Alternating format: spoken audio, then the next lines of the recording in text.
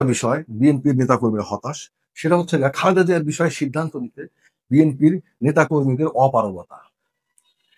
খালেদা জিয়াকে দেশের বাইরে চিকিৎসার জন্য নিতে হবে, এটার জন্য এয়ার অ্যাম্বুলেন্সের জন্য কাতারের আমিরের উপরে কেন নির্ভর করতে হবে? কাতারের আমির তিনি ধরে নেন খালেদা জিয়াকে ভালোবাসেন, সেই সূত্রে তিনি এয়ার অ্যাম্বুলেন্স দিয়ে সহায়তা করেছেন।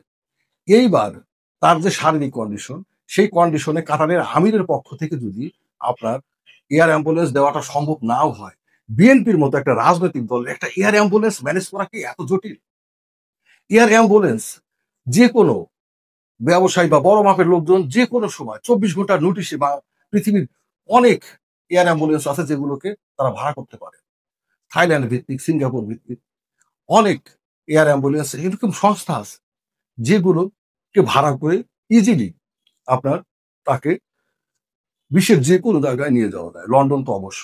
হয়তো সেখানে একটা খরচের বিষয় আছে। হয়তো সেখানে $১.৫ থেকে $২.৫ লাখ খরচ হবে। কিন্তু এই খরচটা বিএনপির জন্য মেইনটেইন করা কি খুবই টাফ? মনে তো হয় না। তাহলে কেন কাতারের আমিরের দিকে তাকিয়ে থাকতে হবে? সে আপনার একটা এয়ার অ্যাম্বুলেন্স ভাড়া করে পাঠাবে। দেন তারপরে আপনার খালেদা জিয়াকে বিদেশে নিতে হবে। খালেদা জিয়াকে যদি বিদেশে নেওয়ার মতো অবস্থা থাকে, তার শারীরিক কন্ডিশনটা যদি সেটা ফুলফিল করে, তাহলে কেন বিএনপি তাদের নেতাকর্মীদের মাধ্যমে বিএনপি স্ব-উদ্যোগে কেন একটা এয়ার অ্যাম্বুলেন্স ভাড়া করতে পারতেছে না বা ভাড়া করার চেষ্টা করতেছে না? এটা নিয়েও মানুষের মধ্যে একটা হতাশা বিরাজ করতেছে।